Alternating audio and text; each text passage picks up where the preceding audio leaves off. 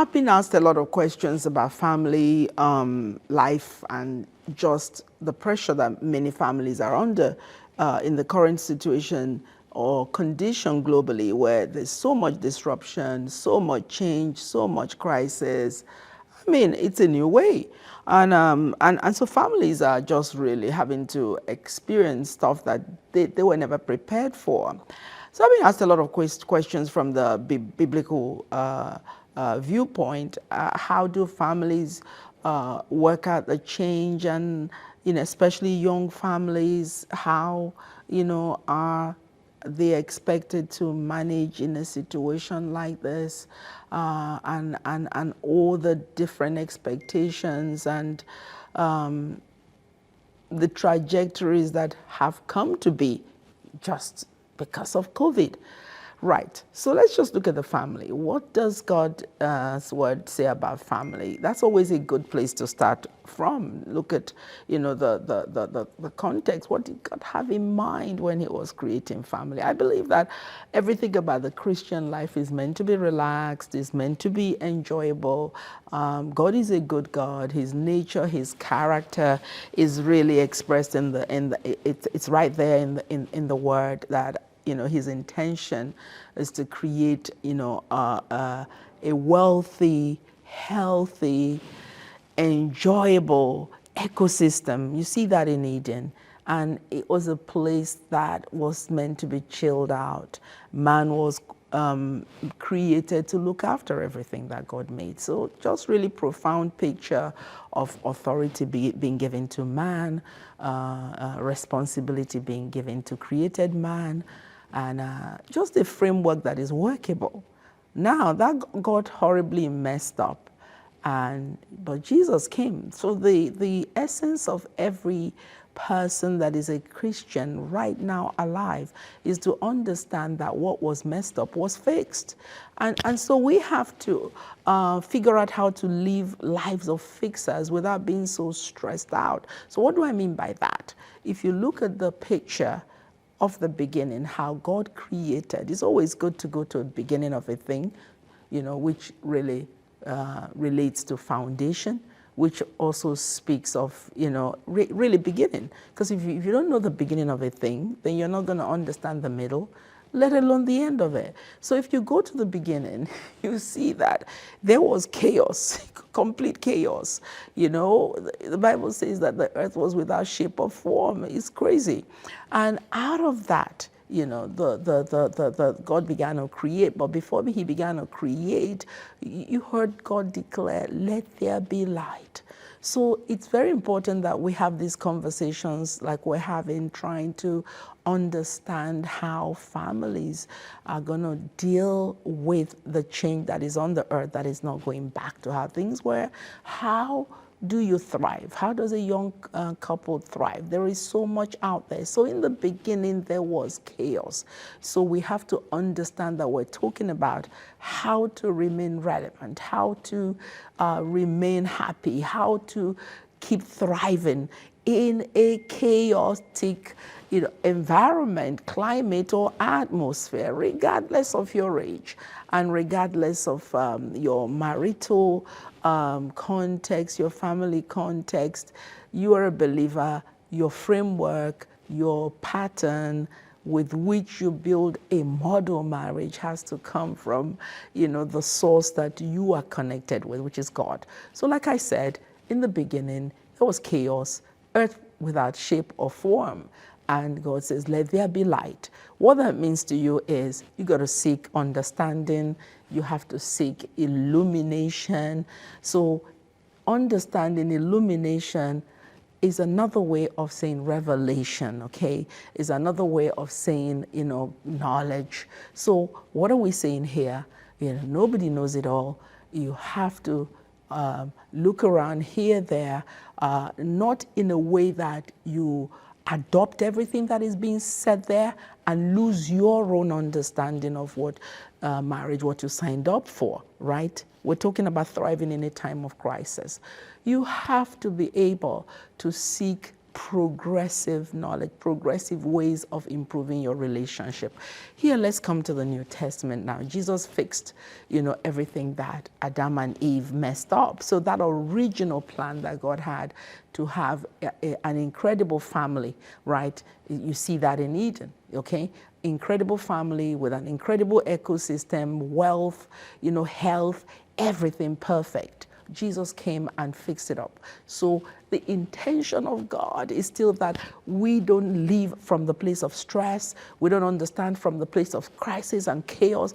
We don't just let those things, define us, embody us, and become part of our norm, right? But we become people who can thrive in chaos, thrive in confusion, thrive in misdefinition, and the confidence we have in our understanding of God's plan for a marriage, right? Our confidence in the reason for which we got married, okay? Our dream for the kind of marriage we should have should become primary to us. Often people lose themselves, right, in all the confusion of society. You lose yourself. Do you know why? There's social media, there's all these different, channels that are screaming at you and telling you how things should be, right? But God created man, and out of the rib of man created woman. And God created woman to complement the man. So if you look at this, it's about responsibility, okay? So responsibility is the first thing you're going to remember, that a woman has her responsibility, a man has her responsibility, and they're different. So when they come together, imagine the beauty of God then is expressed, because the woman carries something the man doesn't have, right? So the hands complement, right? So we look at responsibility. What else? Now, we look at the relationship, the intimacy, all right? When God created the first man, Adam, he created him for relationship intimacy. So unless intimacy is understood from a biblical context and your worldview becomes biblical, right? Oh, there's so much out there telling you how you should relate to your own spouse. There are people telling you even how to hold hands, how to do this, how to do that. But if love flows from a natural river, okay, the Bible says out of your belly will flow rivers of living water.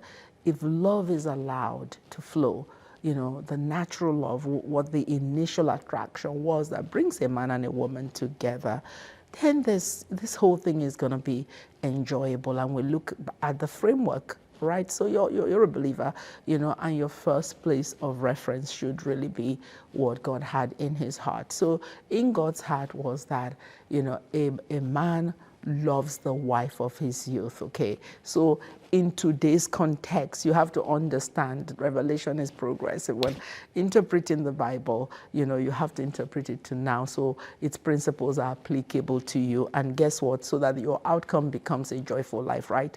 So a man loves the wife of your youth. What does that mean? The vibrancy that you had when you met this woman, the law of attraction, whatever got you together, let that become, the foundation of that relationship. Don't lose it.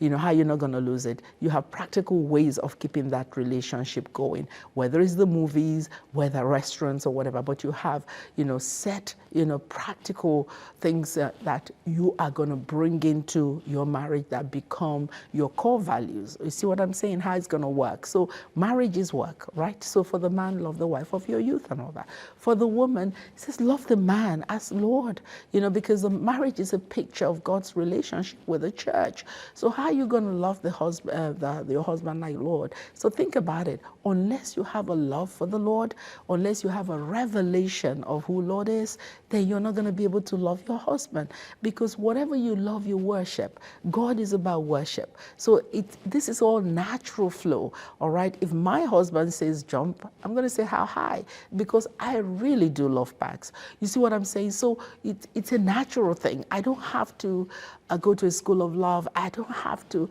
I'm not even thinking there could be someone else in the picture. So, when you love the man as Lord, you're going to figure out how to, and worship is work. Do you know what that's what worship really means, okay? Worship is work. So out of your own substance, what you have, who you are, you're going to just love this man. So if you think about it, okay, the Christian marriages, families have to go back to the picture that God had of the family. And you can get this from Eden. It was all, a family is supposed to be wealthy.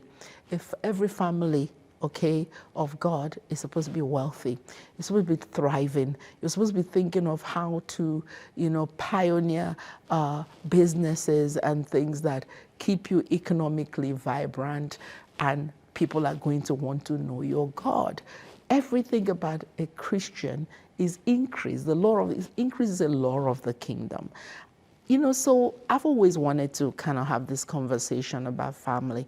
And what makes it also amazing is that the Bible talks about the last days, okay, and end times, such as where we are. It says the mountain of the Lord's house, okay, will be established above every other mountain, every other hill. What does this mean to us? It makes you understand that Christian families are a depiction of God's house. So God has a house, and he says the mountain of that house will be elevated. So we're in a time where family issues, Christian families, have the opportunity to model to society what it should be like, love should be like, intimacy should be like, wealth should be like, riches should be like, intelligence should be like, because you have the mind of Christ, okay? So we have what it takes to bring God's kingdom down. What does that mean? In the relationship we have with God. So where there's confusion, you're able to pray. And prayer means talking with God. It's not talking at God. So when you pray, you expect to receive answers to your prayers. And often we go off thinking that's prophecy, being prophetic, and we then make ourselves orphans, like unless we come as prophets, prophetic people, God's not going to answer us. No. When you talk to your Father, you expect.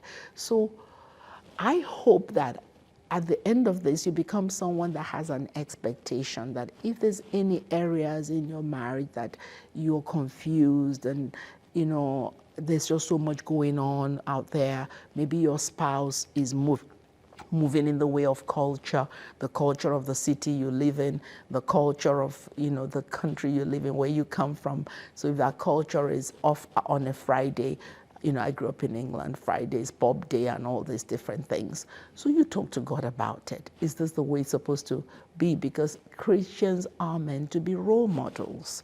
We're not meant to, be shaped by society. We're really meant to shape society. So there's a lot of pressure on young couples, young marriages, because, we've come in, maybe my generation hasn't modeled right. So we come into these situations. Some young persons never really saw their parents have intimacy in relationships. They never really saw friendship. They never really, saw a wholesome, family ecosystem. So they're not able to rebuild what they did not see. But that's where church comes in. That's where you have the responsibility to also look in the Word, and that's where your dreams come in. You can be like Joseph, have a dream to build a model marriage where there's tolerance and, like I said, have your core values. There's got to be something that, you two are working, to or establish as this is what we're going to be doing to keep this marriage going. Now, my husband and I had our core values, and, we went for friendship. Once friendship is at the heart of any relationship, it's going to last. Love, erotica can fade away, but friendship is what holds it all together. And it's very important that we have this. So remember, you have a responsibility to recover what was in God's mind when he was building families. You're meant to be wealthy. You're meant to be happy. you're meant to have intimacy, you're meant to have friendship. And all of that, you're meant to thrive in chaos, in crisis. Regardless of what happens in society, you are expected to model what others will follow, and you're not meant to follow what others are following that put you under stress. Okay, some cultures, I hear cultures speak from the context of, like I said, I hear people speak from the context of their culture and the wisdom of their culture. Oh, do this, don't do that, carry tracing, dance, all of that. That doesn't work, trust me. Go for the friendship, develop your friendship, develop your non-negotiables, and build on your relationship. Be intentional about having fun. Marriage can be pleasurable.